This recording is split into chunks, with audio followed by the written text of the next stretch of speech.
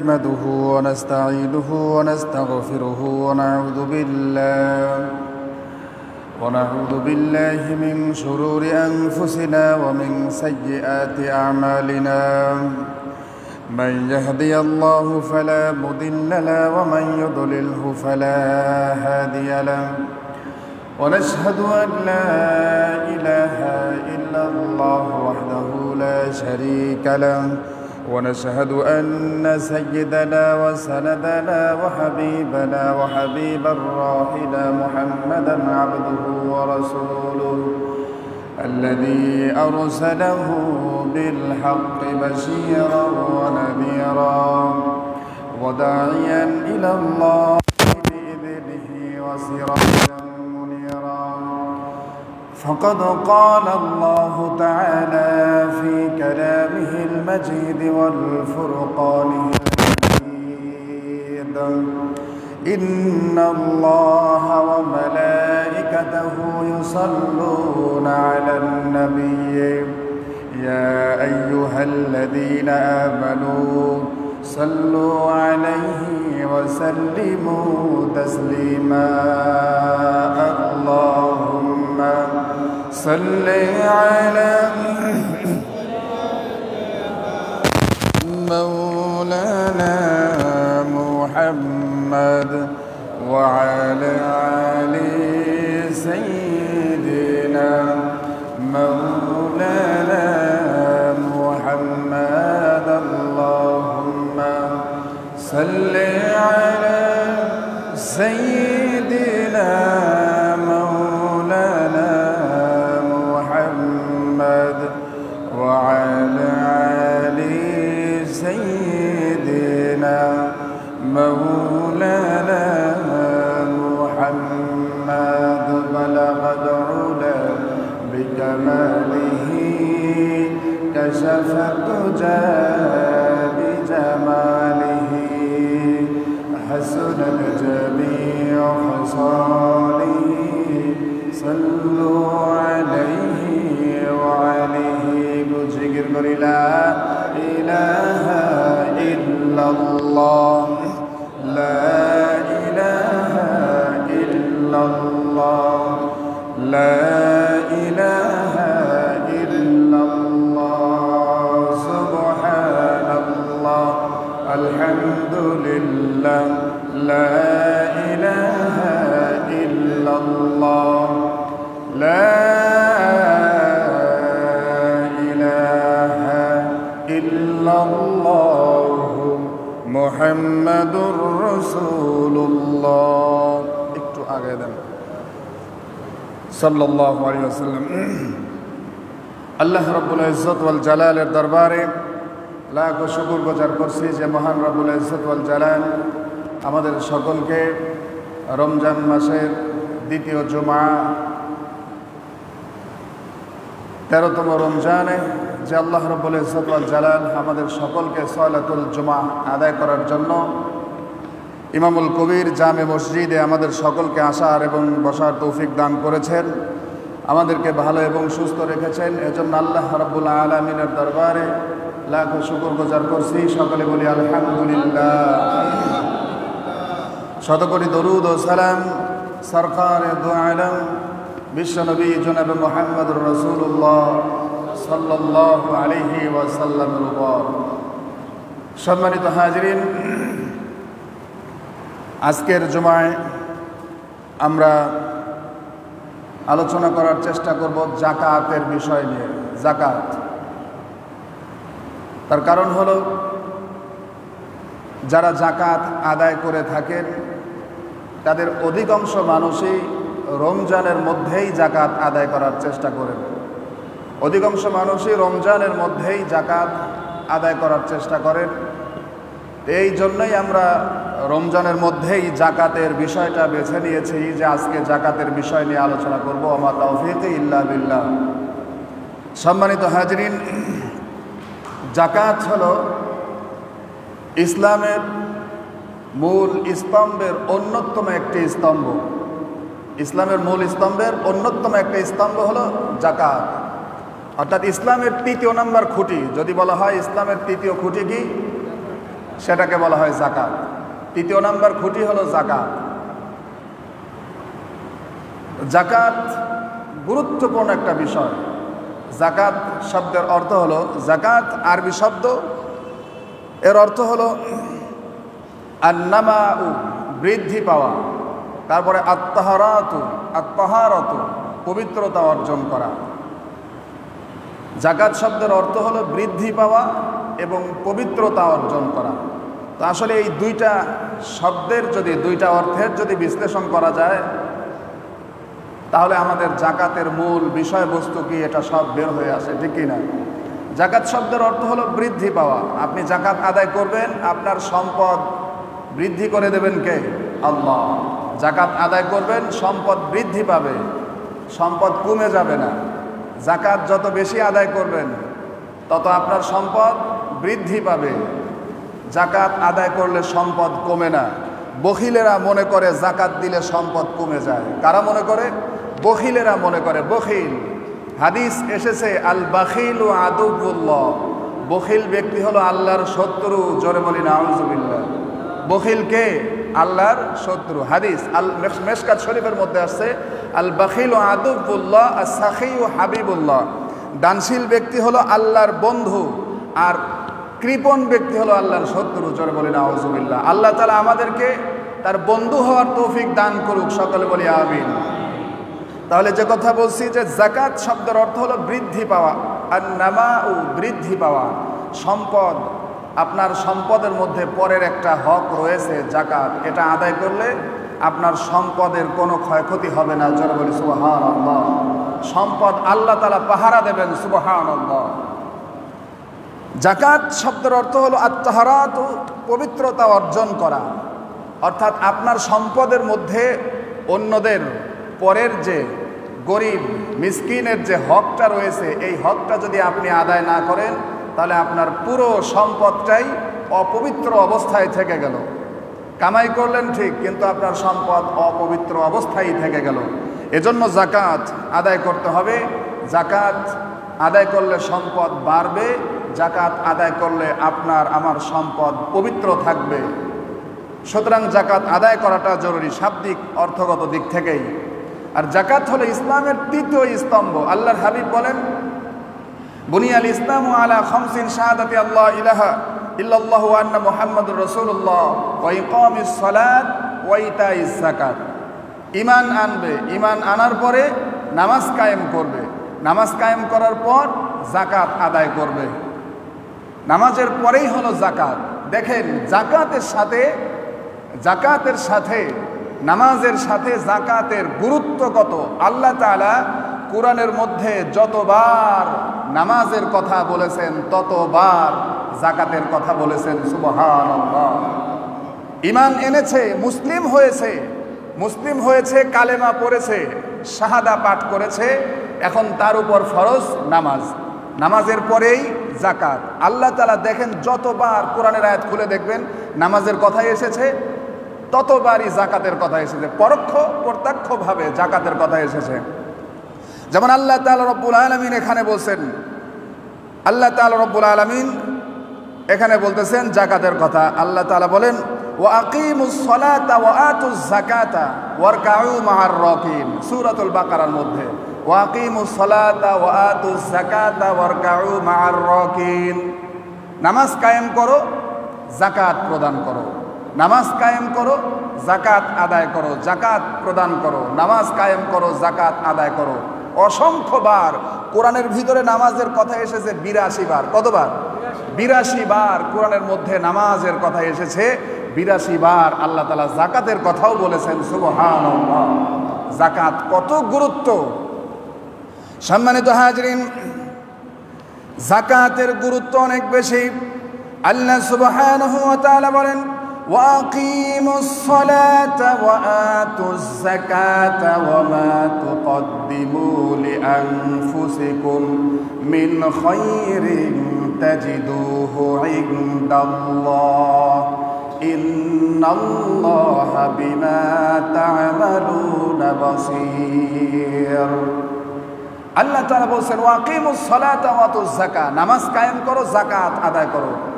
ওমা তুকদ্দিমু লিআনফুসিকুম মিন খায়রিন তাজিদুহু ইনদাল্লাহ, তোমরা দুনিয়াতে নিজেদের কল্যাণের জন্য যা নেকের কাজ করবা আল্লাহ তাআলা তোমাদেরকে হাসরের দিন তা পুঙ্খানুপুঙ্খানুরূপে ফিরিয়ে দেবেন। জোরে বলি সুবহানাল্লাহ। আল্লাহু বিমা তা'মালুনা বাসীর, তোমরা যা করো সব আল্লাহ দেখেন। জোরে বলি সুবহানাল্লাহ। সুতরাং যাকাত অবশ্যই আপনাকে আদায় করতে হবে।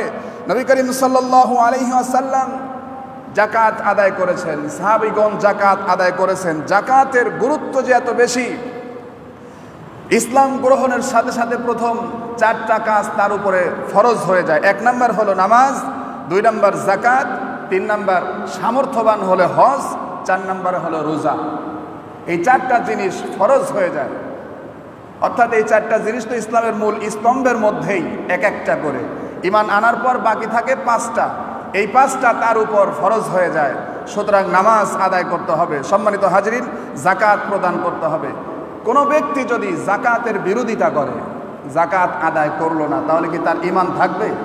না, ঈমান মোটেই থাকবে না। যাকাত আদায় করে না, শয়তানের নামাজের মাসালা যেমন, যাকাত আদায় করে না, শয়তানের ওয়াসওয়াসায় যাকাত আদায় করলো না, গুনাহগার হবে, শাস্তি হবে, কিন্তু মুসলিম থেকে খারিজ হবে না। কিন্তু যদি যাকাতের বিরোধিতা করে, তাহলে হযরত আবু বকর সিদ্দিক রাদিয়াল্লাহু তাআলা আনহু কি বলেছিলেন? যাকাতের একটা রশিও যদি কেউ অস্বীকার করে দিতে, যাকাত, নামাজ এবং যাকাতের মধ্যে কেউ যদি পার্থক্য করে, আমি তার বিরুদ্ধে যুদ্ধ ঘোষণা করলাম। জোরে বলি নাউযুবিল্লাহ।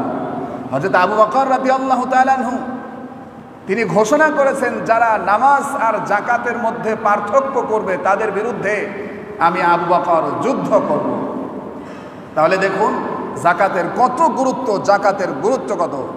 সম্মানিত হাজরিন, নামাজ ও যাকাতের উপর নবী করিম সাল্লাল্লাহু আলাইহি ওয়াসাল্লাম বায়াত গ্রহণ করেছেন। আল্লাহ রাসূল যে বায়াত গ্রহণ করেছেন নামাজের উপর, যাকাতের উপর, এরপরে হলো প্রত্যেকটা মুসলমানের কল্যাণ কামনা করার উপর আল্লাহ রাসূল বায়াত গ্রহণ করেছেন। কিন্তু আমাদের দেশেরও কিছু পীর সাহেব আছে, বায়াত গ্রহণ করে নিজের আনুগত্য করার উপর, ঠিক কিনা? বায়াত গ্রহণ করে কিসের উপরে? নিজের আনুগত্য, রাসূলের আনুগত্য, আল্লাহর দাসত্ব করার উপরে বায়াত গ্রহণ করায় না। বায়াত গ্রহণ করায় আমার আনুগত্য করবা, আমি যা বলবো সেইটা শুনবা, আমি যে সবক দেব সেইটা শুনবা, প্রতি বছরে একবার করে ওরস করব, সেই জায়গায় তোমরা হাদিয়া তৌফা নিয়ে আসবা, এইটার উপরে বায়াত গ্রহণ করায়। আর রাসূল কিসের উপরে বায়াত গ্রহণ করিয়েছেন? বুখারী শরীফের 1401 নম্বর হাদিস খুলে দেখেন। আন জারির ইবনে আব্দুল্লাহ قال بيعة النبي صلى الله عليه وسلم إقام الصلاة إيتاء الزكاة والنصيح لكل مسلم। হাদিসের মধ্যে এসেছে আন জারির রাদিয়াল্লাহু তাআলা আনহু, তিনি বলছেন আল্লাহর রাসূল বায়াত গ্রহণ করালেন। আল্লাহ রাসূল বায়াত গ্রহণ করালেন 3টা জিনিসের উপর। 1 নম্বর হলো ইকামিস সালাত, নামাজের উপর, নামাজ কায়েম করবে। 2 নম্বর হলো ইতাইজ যাকাত, যাকাত প্রদান করবে, যাকাতের উপর বায়াত গ্রহণ করালেন। 3 নম্বর হলো ওয়ান নুসহি লিকুল্লি মুসলিম, প্রত্যেকটা মুসলমানের কল্যাণ কামনার উপর। আপনি মুসলিম, অপর মুসলমানের কল্যাণ কামনা করতে হবে। কোনোদিন আপনি অপর মুসলমানের ক্ষতি সাধন করতে চাইবেন না। আপনি যদি কোনো মুসলিমের ক্ষতি সাধন করতে চান, কোনো মুসলমানের অকল্যাণ হোক, কোনো মুসলমান ক্ষতিগ্রস্ত হোক, কোনো মুসলমান কষ্ট পাক, এটা যদি আপনার অন্তরে থাকে, আল্লাহর কসম আপনি এখনো মুসলমান হতে পারেন নাই, ঠিক কি না? আপনি এখনো মুসলমান হন নাই। যদি আপনার অন্তরে এমন থাকে অমুক মুসলমান কষ্ট পাক, অমুক মুসলমান ক্ষতিগ্রস্ত হোক, অমুক ভাই অথবা অমুক বোন কষ্ট পাক, এইটা হোক সেইটা হোক, তার ক্ষতি চান, তাহলে আপনি এখনো মুসলমান হতে পারেন নাই। আপনাকে আল্লাহ রাসূল বায়াত গ্রহণ করেছেন, বায়াত দিয়েছেন কয়টা বিষয়ের উপর? প্রথমত 3টার উপর। আজকে আমরাও এই 3টা বিষয়ের উপর, রাসূলের এই হাদিসের উপরে আমরাও বায়াত হয়ে যাব ইনশাআল্লাহ। কয়টা? আল্লাহ রাসূল বলছেন, হযরত জারির ইবনে আব্দুল্লাহ রাদিয়াল্লাহু তাআলা আনহু বলছেন 3টা বিষয়ের উপর। 1 নম্বর নামাজ, নামাজের উপর বায়াত গ্রহণ করেছেন। 2 নম্বর হলো ইতাইজ যাকাত, যাকাত প্রদান করবে। জাকাতের উপর বায়াত। 3 নম্বর হলো সমস্ত মুসলমানের কল্যাণ কামনা করা। আজকে এক মুসলমান আর এক মুসলমানকে হত্যা করে কি না? এক মুসলমান আর এক মুসলমানকে হত্যা করে। যে একজন মুসলমান আর একজন মুসলমানকে হত্যা করলো, আল্লাহর কসম বিনা হিসাবে জাহান্নামে চলে যাবে, বিনা হিসাবে জাহান্নামে চলে যাবে। কুফরি করলো, কাফের হয়ে যাবে, বিনা হিসাবে জাহান্নামী হয়ে যাবে। আজ মুসলমান মুসলমানকে গালি দেয়, ইসলামের কথা ভালো লাগে না, আছেন এরকম? সারা জীবন দেখবেন যে বিপদে পড়েছে আল্লাহ আল্লাহ করে ডাকে, আর যখন বিপদ থেকে উদ্ধার হয় আল্লাহর বিরোধিতা করে। এমনকি যারা আল্লাহর পক্ষে কথা বলে তাদেরও বিরোধিতা করে, আছেন এরকম? এরকম একজনের সাথে আমার কথা হয়েছিল, তিনি এরকম একটা ঘটনা বলছেন যে একবার আপনার লঞ্চ ফেরিঘাট অর্থাৎ লঞ্চ পাড়ি দিতে গিয়ে সমুদ্রের নদীর মাঝখানে ঝড় উঠে আসছে। এখন হিন্দু ব্যক্তি বলতেছে যে হুজুর আজান দেন, বিপদে পড়েছে, হিন্দুও বলে আজান দেন, বিপদ থেকে উদ্ধার হয়ে গেছে, এখন আর খবর নাই, এখন আর আল্লাহর কথা ভুলে গেছে। আছেন এরকম? আমাদের দেশে আমাদের সমাজে এরকম মানুষের অভাব নাই, এরকম মানুষের অভাব নাই। মানুষকে কটাক্ষ করে, হেয় প্রতিপন্ন করে, তুচ্ছ তাচ্ছিল্য করে। যারা কোরআনের কথা বলে, হাদিসের কথা বলে, তাদেরকে বলে উনি রাজনীতি আলোচনা করে। কোরআনের কথা বললেই বলবে রাজনীতি আলোচনা করে, হাদিসের কথা বললেই বলবে রাজনীতির আলোচনা করে। আসলে রাজনীতিটা কি সে আসলে বুঝেই না, রাজনীতি কি আসলে সে বুঝেই না। সম্মানিত হাজরিন, তো যে কথা বলছিলাম, প্রত্যেকটা মুসলমানের কল্যাণ কামনা করতে হবে। মুসলমানকে তুচ্ছ তাচ্ছিল্য করা যাবে না, হেয় প্রতিপন্ন করা যাবে না, গালি দেয়া যাবে না, তার ক্ষতি হোক এমন চিন্তাধারা আপনার মাথার মধ্যে আনা যাবে না। যদি আনেন তাহলে আপনাকে নতুন করে আবার মুসলমান হতে হবে। সম্মানিত হাজরিন, তো যাকাত অস্বীকারীর বিরুদ্ধে হযরত আবু বকর সিদ্দিক রাদিয়াল্লাহু তাআলা আনহু যুদ্ধ ঘোষণা করেছেন। যে ব্যক্তির মধ্যে 3টা গুণ থাকবে তার প্রতি আল্লাহ তাআলার রহমত বর্ষণ হবে। যে ব্যক্তির মধ্যে 3টা গুণ থাকবে তার উপর আল্লাহর রহমত বর্ষিত হবে। আল্লাহ তাআলা রব্বুল আলামিন কালামে পাকের ভিতরে ঘোষণা করছেন, ওয়া আকিমুস সালাতা ওয়া আতুজ যাকাতা ওয়া আতিউর রাসূলা লাআল্লাকুম তুরহামুন। আল্লাহ তাআলা বলছেন ওয়া আকিমুস সালাতা, নামাজ কায়েম করবে, ওয়া আতুজ যাকাতা, যাকাত প্রদান করবে, ওয়া আতিউর রাসূলা লাআল্লাকুম তুরহামুন, রাসূলের আনুগত্য করবে, তাহলে আশা করা যায় যে তোমাদের উপর রহম করা হবে, ইহসান করা হবে। জোরে বলি সুবহানাল্লাহ। পিছনের থেকে সামনে আসবেন না, পিছনে জায়গা পাবেন পিছনে বসবেন, পিছনে আসবেন, পিছন থেকে সামনে আসা এটা আদবের খেলাফ, আল্লাহ রাসূল নিষেধ করেছেন। সম্মানিত হাজরিন, যে কথা বলছি, 3টা গুণ যার মধ্যে থাকবে, আর প্রত্যেকেই সামনের ফাঁকা জায়গাগুলো পূরণ করে বসে যাবেন, যার যার সামনে ফাঁকা জায়গা পূরণ করে বসবেন। আল্লাহ রাসূল আল্লাহ তাআলা রব্বুল আলামিন বলছেন যার মধ্যে 3টা গুণ থাকবে ওই ব্যক্তির উপর রহম করা হবে। 1 নম্বর গুণ কি? ওয়া আকিমুস সালাতা, নামাজ আদায়ের গুণ থাকবে। ওয়া আতুজ যাকাতা, যাকাত প্রদান করবে সক্রিয়ভাবে। ওয়া আতিউর রাসূলা, রাসূলের আনুগত্য করবে। এই 3টা গুণ যদি তার মধ্যে থাকে, আল্লাহ তাআলা বলেন লাআল্লাকুম তুরহামুন, আশা করা যায় তোমাদের উপর রহম করা হবে। জোরে বলি সুবহানাল্লাহ। সম্মানিত হাজরিন, অনেক রোজাদার আছে, অনেক হাজি গাজি আছে, অনেক অনেক মানুষ আছে, ধনাঢ্য ব্যক্তি আছে, নামাজ পড়বে, রোজা রাখবে, হজ করবে, যাকাতের কথা বললে তাদের মনটা খারাপ হয়ে যায়। আছে এরকম? যাকাতের কথা বললেই মন খারাপ হয়ে যায়। আরে যাকাত তো ওটা আপনার সম্পদ নয়, যাকাত ওটা হলো গরিবদের অধিকার আপনার উপরে, আপনাকে ওটা আদায় করতেই হবে। গরিবেরা ছোট মানুষের মতো ছোট লোক হয়ে আপনার কাছে চাইতে যাবে না, আপনাকে তাদের পাওনা পরিশোধ করে দিতে হবে। অর্থাৎ গরিবেরা হলো পাওনাদার আর আপনি হলেন ঋণী, ঠিক কিনা? গরিবেরা কি হবে? পাওনাদার, আর আপনি নিসাব পরিমাণ সম্পদের মালিক হয়েছেন। এখন আপনি ঋণগ্রস্ত হয়ে গেছেন গরিবদের কাছে, আপনার ঋণ পরিশোধ না করলে আপনি গুনাহগার হবেন, ঠিক কিনা?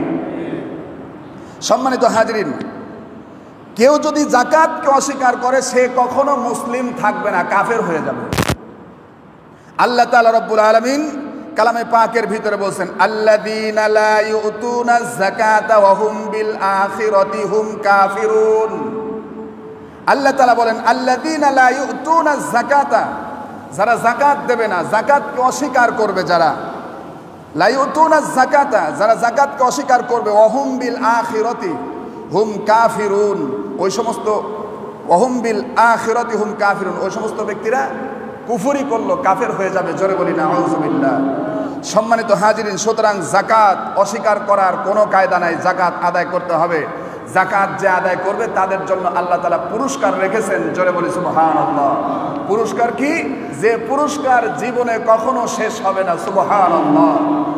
আল্লাহ তাআলা বলেন, ইন্নাল্লাযীনা আমানু ওয়া আমিলুস সালিহাতি ওয়া আকামুস সালাতা ওয়া আতুজ যাকাতা লাহুম আজরুহুম ইনদা রাব্বিহিম ওয়ালা খাউফুন আলাইহিম ওয়ালা হুম ইয়াহজানুন।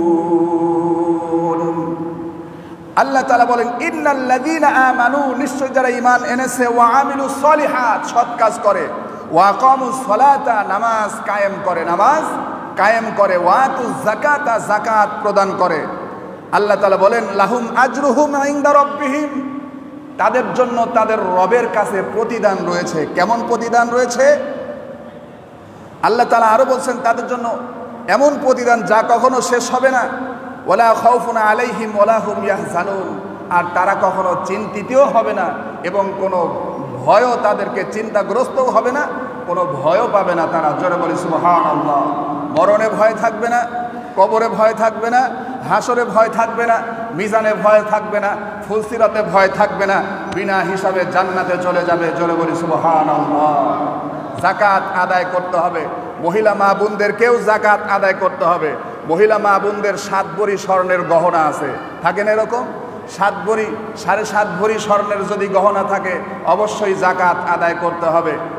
তারপরে পুরুষদের যদি 7.5 তোলা অথবা 7.5 তোলা স্বর্ণ অথবা 52.5 তোলা স্বর্ণের মালিক, 52.5 তোলা রৌপ্যের সমপরিমাণ সম্পদের মালিক হয়, তাকে যাকাত আদায় করতে হবে। যাকাতটা কি পরিমাণ? স্বর্ণ এবং রৌপ্যের হিসাবটা একটু কঠিন মনে হলেও টাকার দিক দিয়ে সহজ। সেটা হলো আপনাকে শতকরা 2.5 টাকা যাকাত দান করতে হবে। শতকরা 2.5 টাকা যাকাত দিতে হবে। আপনি 1 লাখ টাকার মালিক হয়ে গেছেন, আপনার উপরে যাকাত ফরজ। কারণ ওই যে 1 লাখ টাকায় তো আপনার 52 ভরি রূপা এসে যাবে। সুতরাং রূপার দিক থেকে আপনি যাকাতের নেশাব পূরণ হয়ে গেছে। এখন আপনাকে শতকরা 2.5 টাকা, তাহলে 1 লাখ টাকায় 2500 টাকা যাকাত দিতে হবে। শতকরা 2.5 টাকা, 1 লাখ টাকায় কয় টাকা দিতে হবে? 2500 টাকা যাকাত। কথায় আছে না, স্যাপ দিয়ে গুনে দিতে হবে। যাকাত আপনার কাছে ভিক্ষা চাইতে যাবে না কেউ, কারণ এটা তার অধিকার, এটা তাকে দিয়ে দিতে হবে। আপনি গরিবকে যাকাত দিয়ে মনে করেন আপনি বড় হলেন আর গরিব ছোট হয়ে গেল, বিষয়টা এমন না। বিষয়টা কোনোদিন এমন না। ওমর ইবনুল আজিজ ইসলামী স্বর্ণযুগে এমন খেলাফত প্রতিষ্ঠিত হয়েছে, যাকাতের টাকা নিয়ে মানুষেরা রাস্তায় রাস্তায় ঘুরত। যাকাতের টাকা নিয়ে মানুষ রাস্তায় রাস্তায় ঘুরত। একজন ব্যক্তি 1 টুপলা স্বর্ণ মুদ্রা এটা বেঁধে আপনার 1 মাস ধরে ঘুরতেছে, যাকাত দেওয়ার কোনো লোক পাইতেছে না, যাকাত আদায় করার লোক পাচ্ছে না। কাকে যাকাত দেবে? সকলেই ধনী হয়ে গেছে। যাকাত ভিত্তিক অর্থ ব্যবস্থার কারণে সবাই ধনী হয়ে গেছে। জোরে বলি সুবহানাল্লাহ। যাকাত ভিত্তিক অর্থ ব্যবস্থা যদি চালু হয়, তাহলে বাংলাদেশে একজন গরিব মানুষ পাবেন না। সকল মানুষই বিত্তশালী হয়ে যাবে, সমস্ত মানুষ ধনী হয়ে যাবে। অবশ্যই সমস্ত মানুষ ধনী হয়ে যাবে। যাকাত খাওয়ার কোনো লোক পাবেন না, গরিব মানুষই পাবেন না। তো তিনি 1 মাস ধরে টাকার টুকলা নিয়ে ঘুরতে ঘুরতে কোনো লোক পায় না। বহুদিন, মানে যে 1 মাস পর তিনি গিয়ে দেখেন যে একটা গাছের নিচে এক মুরব্বী একটা বস্তা মাথায় দিয়ে শুয়ে আছে। তারও একদম অবস্থা নাজুক।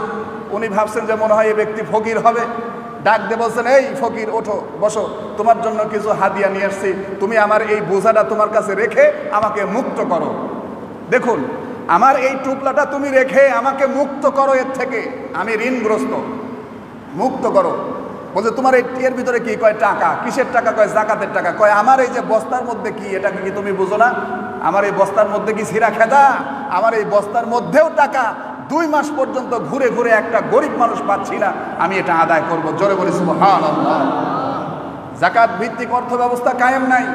এক শ্রেণীর ব্যক্তিরা অবৈধ সম্পদের পাহাড় গড়ে তারা দেশে বাড়ি বানাইতে ভাল লাগে না, বিদেশে যায় বাড়ি বানায়, দেশের সম্পদ পাচার করে নিয়ে চলে যায়। যাকাত ভিত্তিক অর্থ ব্যবস্থা চালু থাকলে রেল লাইনের পাশে ওই যে পুরো ঘর করে মানুষ বসবাস করে, রেল স্টেশনে মানুষ বসবাস করে, এদেরকে আর পাওয়া যেত না, সকলেই সম্পদশালী হয়ে যেত। নিঃসন্দেহে যাকাত ভিত্তিক অর্থ ব্যবস্থা কায়েম করবে একমাত্র ইসলামী সরকার। ইসলামী সরকার ছাড়া যাকাত ভিত্তিক অর্থ ব্যবস্থা কোনোদিন কায়েম হবে না। কারণ যাকাত ভিত্তিক অর্থ ব্যবস্থা কায়েম করবেই ইসলামী সরকার। আমরা তো ইসলামী সরকারই কায়েম করতে পারি না, তাহলে যাকাত ভিত্তিক অর্থ ব্যবস্থার স্বপ্ন কেমনে দেখব? সম্মানিত হাজরিন, সুতরাং যে কথা বলছিলাম, যাকাত এটা আপনাকে অবশ্যই আদায় করতে হবে।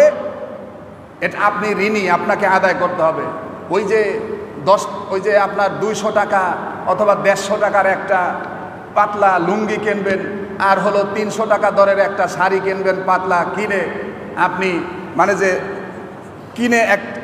কিনে অনেক মানুষকে দাওয়াত দিয়ে এরকম করে দিতে থাকবেন, এটা আপনার যাকাত আদায় হবে না। ওইভাবে যাকাত আদায় হবে না। প্রতি লাখে আপনাকে 2500 টাকা গুণে এটা আলাদা করতে হবে, আপনার সম্পদ থেকে আলাদা করে রাখতে হবে। আপনার যে মূল, আপনি মনে করেন যে 10 লাখ টাকার মালিক, 10 লাখ টাকার মালিক, আপনাকে কত হাজার? 25,000 টাকা আপনার সম্পদ থেকে এটা আলাদা করে ফেলতে হবে। আলাদা করে ওই সম্পদটা আপনাকে পুরোপুরি যাকাত আদায় করে দিতে হবে। কোটি কোটি হাজার হাজার কোটি টাকার মালিক হিসাব করে যাকাত দেবে না, নিজের নাম কামানোর জন্য যাকাত দেবে। কিছু লুঙ্গি কিছু শাড়ি কিনে সিরিয়াল ধরে যাকাত দেয়, এরকম যাকাত ইসলামে বৈধতা নয়। এভাবে যাকাত দিয়ে ইসলামে বৈধ নয়। যাকাত আপনাকে তার বাড়িতে পৌঁছায় দিয়ে আসতে হবে। উনি কেন সিরিয়ালে দাঁড়িয়ে নিজেকে ছোট করবেন? কথা বলেন না কেন? উনি কেন নিজেকে লাইনে দাঁড়িয়ে ছোট করবেন? আর আপনি লাইনে দাঁড় করায় সকলকে যাকাতের এভাবে দেবেন, আপনি নিজেকে বড় মনে করবেন, আপনার যাকাত আদায় হবে না। ফিরে আসতে হবে ইসলামের দিকে ফিরে আসতে হবে।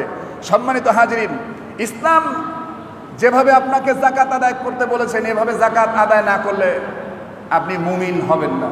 মুমিনের অন্যতম একটা গুরুত্বপূর্ণ গুণ হলো সে যাকাত আদায় করবে সক্রিয়ভাবে। সূরাতুল মুমিনুনের ভিতরে আল্লাহ সুবহানাহু ওয়া তাআলা বলছেন, মুমিনদের কয়েকটা গুণ আলোচনা করেছেন। আলোচনা করতে গিয়েই যাকাতের কথা বলেছেন। আল্লাহ তাআলা বলেন, قد أفلح المؤمنون الذين هم في صلاتهم خاشعون والذين هم عن اللغو معرضون والذين هم للزكاة فاعلون।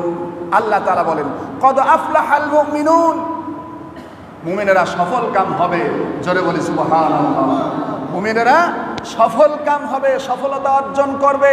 কবরে যদি বেঁচে যায় তাহলেই তো সফল, নাকি দুনিয়াতে মানে যে জোরপূর্বক ক্ষমতা দখল করলেই সফল? না, কোনোদিন না। কবরে যদি আপনি বাঁচেন তাহলে আপনি সফল, মিজানে যদি বাঁচেন সফল, ফুলসিরাতে যদি বেঁচে যান তাহলে সফল, জাহান্নাম থেকে যদি আপনি বেঁচে যান তবেই আপনি সফল, ঠিক কিনা? আর আল্লাহ তাআলা ওইটার দিকেই নির্দেশ করে বলছেন মুমিনরা হবে সফল যদি তাদের মধ্যে এই গুণগুলো থাকে। কি গুণ? আল্লাহ তাআলা বলছেন, আল্লাযীনা হুম ফি সলাতিহিম খাশিউন, মুমিনরা তারা তাদের নামাজের প্রতি যত্নবান হবে, নামাজের প্রতি যত্নবান হবে, যত্ন সহকারে নামাজ আদায় করবে। মন চাইলো নামাজ পড়লাম, মন চাইলো না নামাজ পড়লাম না, এটা হলো না, এটা হবে না। আপনাকে নামাজের প্রতি যত্নবান হতে হবে। আপনার স্বাস্থ্য ঠিক রাখার জন্য, যেমন আপনি প্রতিদিন 3 বেলা খাবার খেয়ে থাকেন, আপনাকে বেঁচে থাকার জন্য যেমন আপনাকে প্রতিদিন প্রতি সেকেন্ডে আপনাকে অক্সিজেন গ্রহণ করতে হয়, ঠিক কিনা? বেঁচে থাকার জন্য যেমন আপনাকে প্রতি সেকেন্ডে অক্সিজেন গ্রহণ করতে হয়, অনুরূপভাবে আপনার জীবনে নামাজের প্রতিও এইভাবে যত্নবান হতে হবে। এইভাবে আপনাকে নামাজও আদায় করতে হবে, ছাড়া যাবে না। মনে করবেন যে নামাজ ছাড়লেন তো মারা যাবেন, নামাজ ছাড়লেন তো ধ্বংস হয়ে গেলেন। সম্মানিত হাজিরিন, এরপরে আল্লাহ তাআলা রব্বুল আলামিন বলছেন ওয়াল্লাযীনা হুম আনিল লাগবি মুরিদুন, অযথা কথাবার্তা কথা কাজ থেকে তারা বিরত থাকবে। আর এটা ইসলাম বৈধতাও দেয় নাই। মিন হুসনিল ইসলামিল মারই তারকুহু মা লা ইয়ানি, আল্লাহ রাসূল বলেন ইসলামের সৌন্দর্যটাই হলো অযথা কথা এবং কাজ থেকে মুমিনেরা বিরত থাকবে। জোরে বলি সুবহানাল্লাহ। আল্লাহ তাআলা রব্বুল আলামিন তারপরে বলছেন ওয়াল্লাযীনা হুম লিযাকাতি ফাইলুন, মুমিনেরা যাকাত আদায়ে সক্রিয় হবে, সক্রিয়ভাবে যাকাত আদায় করবে। আপনাকে সক্রিয়ভাবে যাকাত আদায় করতে হবে। আল্লাহ সুবহানাহু ওয়া তাআলা কালামে পাকের ভিতরে বলছেন ওয়াল্লাযীনা আমানুল্লাযীনা ইউকিমুনাস সালাতা ওয়া ইউতুনাজ যাকাতা ওয়া হুম রাকিউন। আল্লাহ তাআলা রব্বুল আলামিন বলেন যারা যাকাতকে অস্বীকার করবে ওরা ঈমানদার নয়। জোরে বলি না আউযুবিল্লাহ। যাকাত আপনাকে অবশ্যই আদায় করতে হবে হিসাব করে। দুনিয়ার প্রতিটা নেক কাজ আখিরাতে পাওয়া যাবে। সম্মানিত হাজিরিন, যাকাতটা কিভাবে আদায় করবেন? আগেই বললাম, আপনি হিসাব করবেন, আজকেই বসে হিসাব করবেন আপনার ব্যাংকে কত লক্ষ টাকা জমা আছে। আছে না?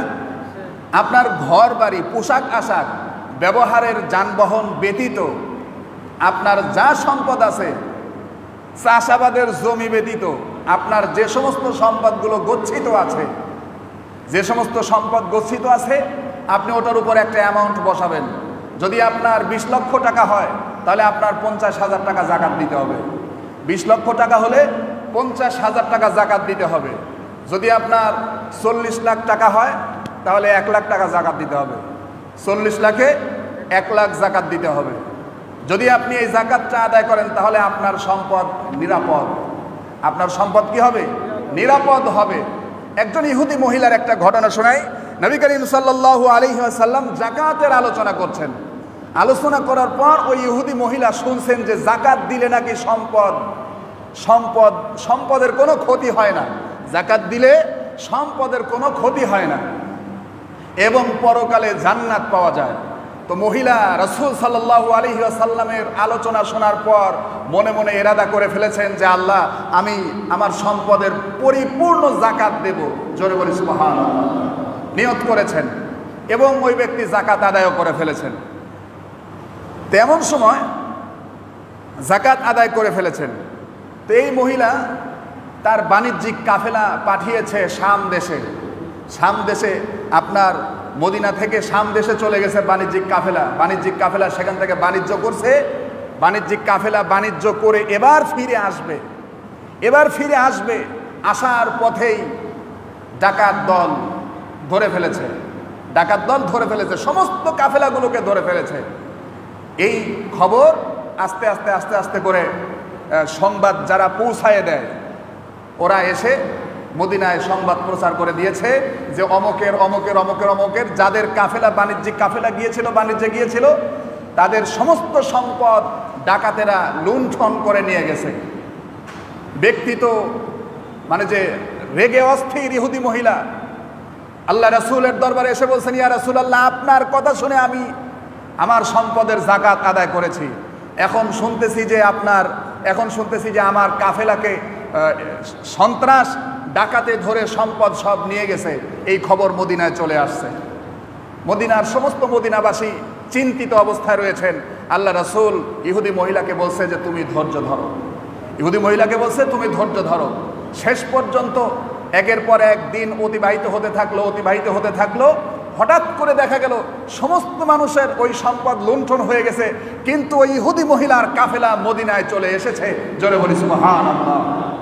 ইহুদি মহিলা সেজদায় পড়ে গেছে। সেজদা থেকে উঠে দৌড়ে চলে গেছে রাসূলের দরবারে, গিয়ে কালেমা পড়ে মুসলমান হয়ে গেল। জোরে বলি সুবহানাল্লাহ। জিজ্ঞেস করলো, তোমার কাফেলা বাঁচলো কিভাবে?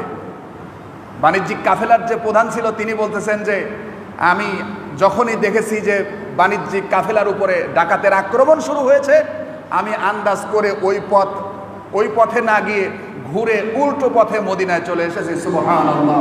সুতরাং সম্পদকে রাখার মালিক কে? আল্লাহ। এরকম অসংখ্য ঘটনা আছে, অসংখ্য ঘটনা। যাকাত আদায় করবেন, আপনার সম্পদ নিরাপদ। যাকাত আদায় করবেন না, ব্যাংকে রাখেন, ব্যাংক দেউলিয়া হয়ে যাওয়ার সম্ভাবনা থাকে কি না? থাকে কি না? থাকে। কিন্তু আপনার সম্পদের যদি পরিপূর্ণ যাকাত আদায় করেন, আপনার ওই সম্পদ কোনোদিন নষ্ট হবে না। এটা আল্লাহ তাআলার ওয়াদা। জোরে বলে সুবহানাল্লাহ। এজন্য প্রত্যেকেই যাকাত আদায় করার নিয়ত করে ফেলেন। এই রমজান মাস চলতেছে, রমজান মাসে কেউ যদি 1 টাকা সদকা করে, কত টাকার সওয়াব পাবে? 70 থেকে 700 টাকা দানের সওয়াব পাবে। জোরে বলে সুবহানাল্লাহ। সুতরাং রমজান মাসকে হিসাব করা হয়, আপনার এই সম্পদটা 1 বছর গচ্ছিত থাকবে। 1 বছর গচ্ছিত থাকলেই আপনার সম্পদের উপর যাকাত নির্ধারণ হবে। তবে বছরের মাঝে সম্পদ আসছে গেছে এরকম যদি হয়ে থাকে, তাহলে আপনার মূল অ্যামাউন্টের উপর আপনাকে যাকাত আদায় করতে হবে। যাকাত আদায় করা ফরজ। যদি 40 লাখ টাকার মালিক থাকে, 1 লক্ষ টাকা যাকাত আদায় করতে হবে। যাকাত কাকে দেবেন? নিজের বাবাকে দেওয়া যাবে না, মাকে দেওয়া যাবে না, দাদাকে দেওয়া যাবে না, দাদিকে দেওয়া যাবে না, নানাকে দেওয়া যাবে না, নানিকে দেওয়া যাবে না। এইভাবে করে উপরে দেওয়া যাবে না, নিজের ছেলেকে দেওয়া যাবে না, নিজের নাতিকে দেওয়া যাবে না। এইভাবে যাকাত দেওয়া যাবে না। যাকাত কাকে দেবেন? আপনি আপনার ভাইকে দেন। গরিব মানুষ, চলতে পারতেছে না, কামাই রোজগার নেই, আপনার ভাইকে দিতে পারবেন, আপনার বোনকে দিতে পারবেন, আপনার চাচাতো ভাই, চাচাতো বোন, খালাতো ভাই, খালাতো বোন, প্রতিবেশী, এরকম আছে না? মামাতো ভাই, মামাতো বোন, প্রতিবেশী যারা আছে তাদেরকে যাকাত আদায় করতে হবে। এতিম, বিধবা, এদেরকে যাকাত আদায় করতে হবে। আবার এমন কিছু মানুষ আছে সমাজের মধ্যে বসবাস করতেছে, কিন্তু একেবারে মিসকিনের মতো। মিসকিন বলতে কি, আপনার সহায় সম্পদহীন ভাবে, এমনভাবে বসবাস করতেছে যে সেই ব্যক্তি কারো কাছে কোনো কিছু চাইতে লজ্জা পায়। আছেন এরকম? যে কষ্টে আছে কিন্তু কারো কাছে চায় না, কষ্টে আছে কিন্তু কারো কাছে চায় না, চাইতে লজ্জা পায়। এই সমস্ত ব্যক্তিদের খুঁজে বের করে তাদেরকে যাকাত দিয়ে দেন। আর এমনভাবে যাকাতটা দেবেন সে যেন না বোঝে। আপনাকে সেইভাবে যাকাত আদায় করতে হবে।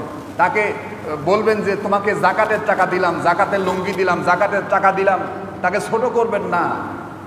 আপনি আপনি হক আদায় করে দিচ্ছেন। সুতরাং যে যাকাত গ্রহণ করে তিনি কিন্তু সম্মানিত। যিনি যাকাত প্রদান করে তিনি তার ঋণ পরিশোধ করে, ঠিক কিনা? ঋণ পরিশোধ করবে।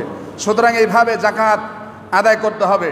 যদি যাকাত আদায় না করেন তাহলে আল্লাহ তাআলা রব্বুল আলামিন কালামে পাকের ভিতরে বলছেন, মৃত্যুর সময় তোমার আফসোস হবে। কি আফসোস হবে? আহারে আমি যাকাত দেই নাই, আহারে আমি নামাজ পড়ি নাই, আহারে আমার এই কাজগুলো করা দরকার ছিল, করি নাই, আফসোস করবে। আল্লাহ তাআলা রব্বুল আলামিন সেই কথা বলছেন কালামে পাকের ভিতরে, وَأَنفِقُوا مِمَّا رَزَقْنَاكُم مِّن قَبْلِ أَن يَأْتِيَ أَحَدَكُمُ الْمَوْتُ।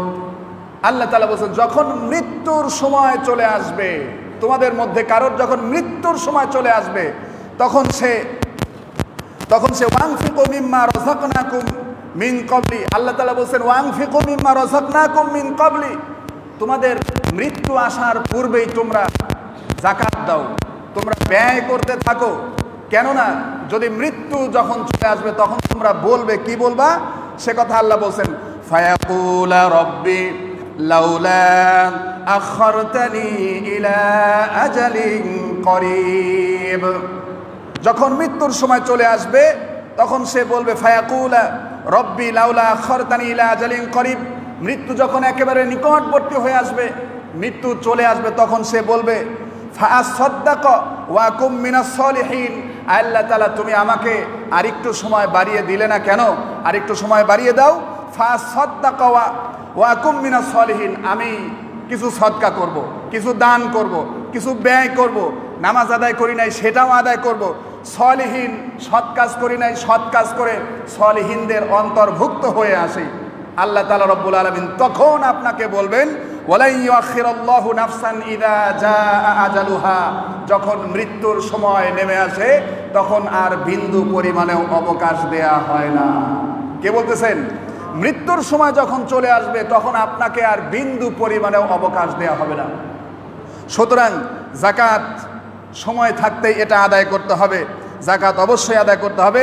আল্লাহ সুবহানাহু ওয়া তাআলা কালামে পাকের ভিতর বলছেন জাকাত আদায় না করলে কঠিন পরিণতির সম্মুখীন হতে হবে, কঠিন পরিণতির সম্মুখীন হতে হবে। আল্লাহ তাআলা বলেন ওয়ালা ইউনফিকুনাহা ফি সাবিলিল্লাহি ফাবাশশিরহুম বিআযাবিন আলীম, যারা জাকাত আদায় করবে না তাদেরকে কঠিন যন্ত্রণাদায়ক শাস্তির সুসংবাদ দাও। জোরে বলি নাউযুবিল্লাহ। স্বর্ণরূপা এগুলো আপনার সম্পদগুলোকে আপনার তামার আকৃতিতে করে সেটাকে আগুনে সেক দিয়ে গরম করে লাল করে সেটা দিয়ে সেক দেওয়া হবে। জোরে বলি নাউযুবিল্লাহ। কঠিন শাস্তি রয়েছে। এজন্য আমরা সর্বদা অবশ্যই আমরা চেষ্টা করব জাকাত আদায়ের, সকলেই জাকাত আদায়ের চেষ্টা করবেন। জাকাত মাসারিফুজ জাকাত হলো 8টা, 8 জায়গায় জাকাতের অর্থ ব্যয় করা যায়। কয় জায়গায়? 8 জায়গায় জাকাতের অর্থ ব্যয় করা যায়। এতিম, মিসকিন, গরিব, তারপরে আপনার বিধবাদেরকে আদায় করবেন। বিধবা তারা যদি আবার এই এতিম মিসকিনের আওতাভুক্ত হয়, বিধবা হয়েছে কি কিন্তু অনেক সম্পদের মালিক, সে কিন্তু আপনার জাকাত পাবে না। এক কথায় এতিম মিসকিন গরিবেরা জাকাত আদায়, গরিবরা জাকাতের অর্থ পাবে। সে আপনার যেই হোক, আপনার চাচাতো ভাই, চাচাতো বোন, খালাতো ভাই, খালাতো বোন, প্রতিবেশী যেই হোক, তাদেরকে জাকাতের অর্থ আদায় করা যাবে, জাকাত তাদেরকে দেয়া যাবে। এরপরে আপনার হিন্দু যদি, বেধর্মী যদি ইসলাম গ্রহণ করতে চায় অথবা ইসলাম গ্রহণে উৎসাহিত করার জন্য আপনি জাকাতের অর্থ ব্যয় করতে পারবেন। এরকম আরও অনেকটা কারণ আছে যেটা আলোচনা করবো ইনশাল্লাহ আগামী জুমায়। আমরা জাকাত অবশ্যই আদায় করার চেষ্টা করবো ইনশাআল্লাহ। জাকাত আদায় করবেন তো? জাকাত যদি আদায় না করেন তাহলে কিন্তু আমরা নিজেরা ক্ষতিগ্রস্ত হয়ে যাব, নিজেদের সম্পদগুলো ক্ষতিগ্রস্ত হয়ে যাবে, ধ্বংস হয়ে যাবে। জাকাত আদায় করলে সম্পদ পবিত্র হয়, এজন্য আমরা নিজেদের সম্পদকে অবশ্যই পবিত্র করব। মহিলা মা বোনেরা স্বর্ণ গহনা থাকলে তারা সেগুলোর জাকাত আদায় করবে, সম্পদ থাকলে জাকাত আদায় করবে। এরপরে আপনারা যারা আছেন সকলকেই জাকাত আদায় করতে হবে। স্ত্রীকে কিন্তু জাকাত দেয়া যাবে না, স্ত্রীকে জাকাতের অর্থ থেকে দেবেন সেটা দেয়া যাবে না, স্ত্রীকে জাকাত দেয়া যাবে না। জাকাতের অর্থ শুধু তাদেরকেই দিতে হবে যারা জাকাত প্রাপ্য তাদেরকে। আর যেহেতু আজকে 13 রমজান, এতেকাফে বসতে হবে। 21 রোজা থেকে এতেকাফ, 20 রমজানের আসরের পরে থেকে 10 দিন এতেকাফের নিয়ত করতে হবে। আপনারা যারা আছেন এতেকাফ করার যদি সুযোগ সুবিধা থাকে, যারা অবসর আছেন, বিশেষ করে মুরব্বীরা যারা আছেন, অবসর যারা আছেন, চাকরি বাকরি নাই, তারা আপনার এতেকাফে বসার নিয়ত করবেন ইনশাআল্লাহ। এতেকাফে বসতে হবে, এতেকাফে বসলে অনেক সওয়াব রয়েছে, এ ব্যাপারেও আলোচনা করা হবে ইনশাআল্লাহ। আর বিশেষ করে আরেকটা কথা বলা হয়েছিল যে আপনার মসজিদে খতম তারাবি হচ্ছে, হাফেজ সাহেবরা আছে, গত বছর তাদেরকে যে হাদিয়া দেয়া হয়েছিল, আমরা এবছর চাচ্ছি যে আমরা আমাদের থেকে আমরা সকলে মিলে কিছু একটা হাদিয়া দেওয়ার জন্য। দেয়া যাবে কি না? আমরা সকলে মিলে একটা চেষ্টা করব কিছু হাদিয়া দেওয়ার জন্য। তো সেক্ষেত্রে যদি আপনারা কেউ 500, 1000 যদি কেউ দেন, ইনশাল্লাহ আপনারা নাম লেখাবেন। গতকাল কেউ অনেকে বলছেন যে হুজুর এই ব্যাপারে একটু কথা বলবেন ইনশাআল্লাহ। যেহেতু আমরা অনেকেই আছি, কোরআনের মধ্যে 114টা সূরা, কয়টা সূরা? 114টা সূরা আছে। 114 জন কি নাই যে 500 করে টাকা দেওয়ার মতো?